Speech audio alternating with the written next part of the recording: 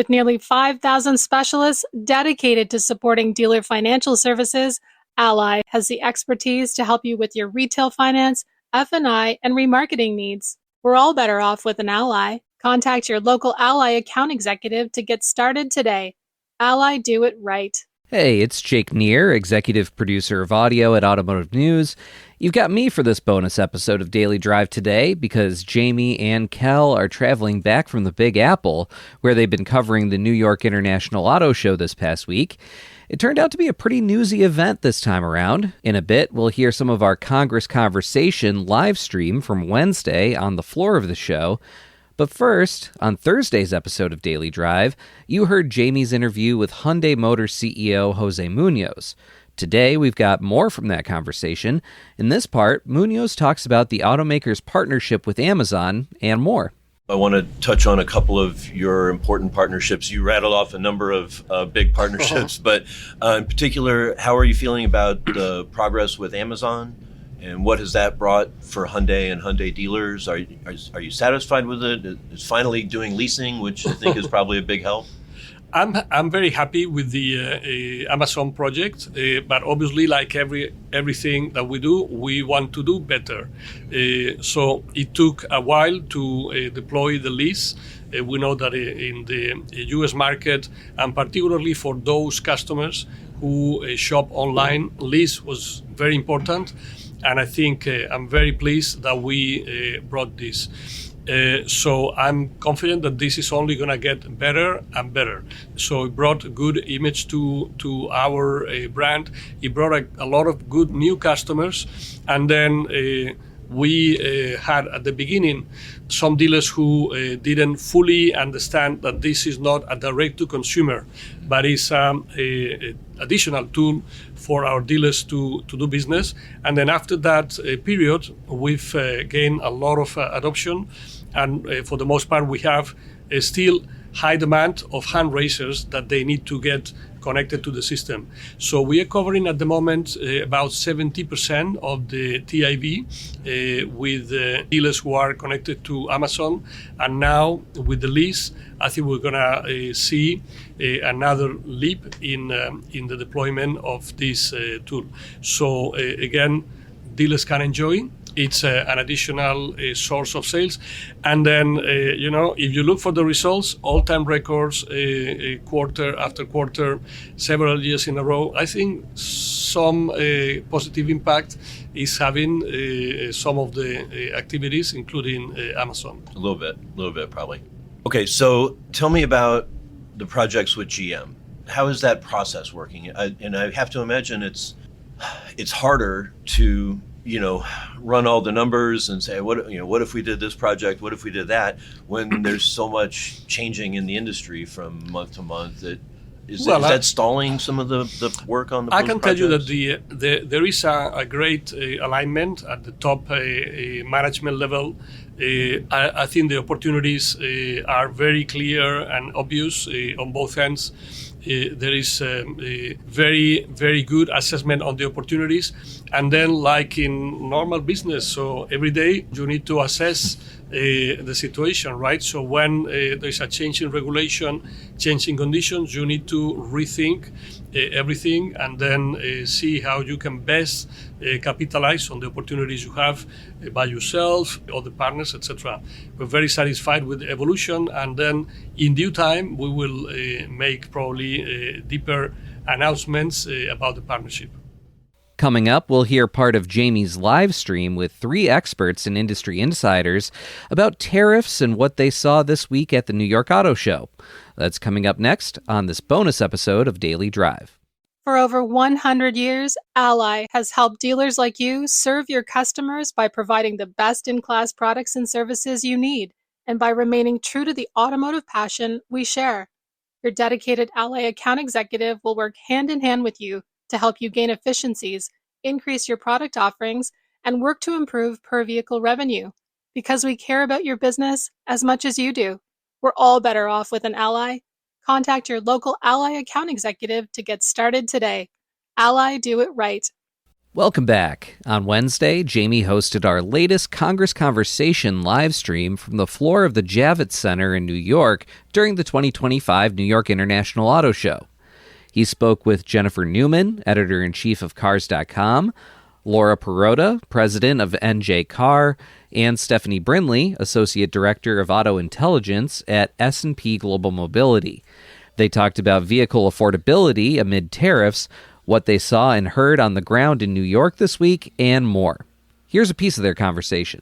To start us off, Stephanie, where do we stand with these tariffs? What do we know and what's still up in the air? What do we know is that on May 3rd, we are supposed to have the auto parts tariff start to apply there. The 25% on all imported cars is there. There is supposed to be a mechanism for USMCA compliant vehicles to be tariffed at a level minus U.S. content, but I don't think the process is fully resolved on how to do that. So we're actually hearing a little bit of conflicting information about what's happening at the border and how much is actually being applied or not. But what the Federal Register says and what the White House document says is 25% on all U.S. imported vehicles now, and May 3rd on all parts. So we're looking at a huge impact on the industry. We just, at S&P, we just revised our forecast, putting a lot of this stuff in. And we are looking at our new U.S. light vehicle sales forecast for 2025 is 15.4 million units. Earlier in the year, we were looking at 16.1. So we're taking a lot out of 2025 because the tariffs came into play about a quarter into the year. We actually do expect that 2026, the volume will be a bigger hit compared to what we thought before these assumptions were worked in. So you now are expecting these tariffs to last quite a while. I think at first S&P's general forecast was maybe it would only be a couple of weeks or a month. We looked at some scenarios to begin with. We looked at what happens if it's only a couple of weeks. We looked at a midterm. We looked at a long term. But at this point, we're really looking at a longer term disruption in the situation because tariffs are going to stick around a little bit longer. We do see opportunity for tariffs to maybe pull back from 25% in 26 and maybe in 27. So we expect there to be a little bit of relief, and maybe it's not as bad as it is today. But of course, there's the only constant about this situation is that it's changed every other day or every other week. So there's a little bit of, we just have to go someplace with that. But it's going to have a major impact on production and sales. So much that seems unknown and uncertain. Laura, what are you hearing from dealers? Are they anxious about future supply and prices, or just loving the rush of shoppers on the coming into the lots now?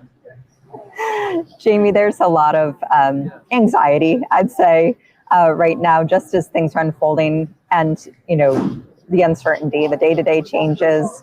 Everyone's watching every headline. But that being said, they were very happy with how there was an uptick in March, which was good news. Really uptick in sales, spilling over into April. Looks like another strong month.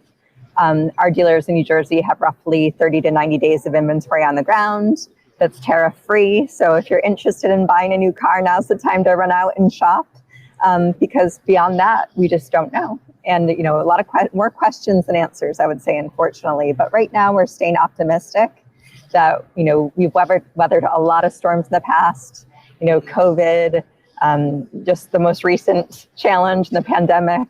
So we're going to get through this, and we're going to stay positive. It's all you can do in a lot of ways, isn't it? So we'll see how that, obviously keep an eye on everything. But Jenny, what are you seeing in the data at Cars.com? So what we're seeing as far as new inventory on Cars.com is it is up 9% year over year. That's looking at the quarter, and cars are averaging 78 days on lots. So that's good news, right? But here's the but. But the prices, they're remaining high. The average new car price is $49,000. It's been that number for about 18 months now. I think what we're all going to be watching, of course, is what happens here in the next month, the next quarter, the next year. What do those new car prices start to do? Do we see them increase as we did with COVID when we had supply issues, right? And one other thing, of course, is to talk about that $49,000. Again, I just want to emphasize that new car payments, right? Let's talk about how this actually hits your wallet. So the average is $800 a month. That's a lot of money. It's a lot of money. So it used to be $600 a month. That was pre-pandemic. Now we're at $800. What are we looking at in the future? Just as Laura was saying, it's real hard to predict what the future holds. So especially as everything is changing left and right.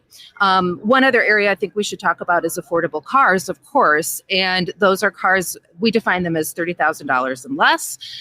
What we have noticed in the cars.com inventory is those affordable vehicles, those new cars, they make up just 14% of Cars.com's inventory. That is down from 38% year over year. So we're seeing a big shift there.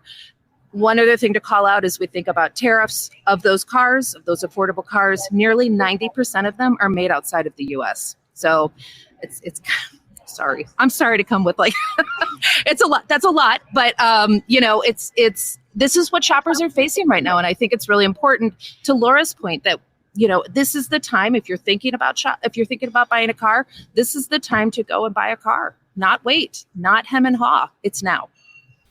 You can hear all of this week's Congress Conversation live stream from New York on our Automotive News LinkedIn, YouTube, and Facebook pages. Thanks for listening to this week's bonus episode of Daily Drive. I'm Jake Neer. We'll be back on Monday with a brand new full episode of the show.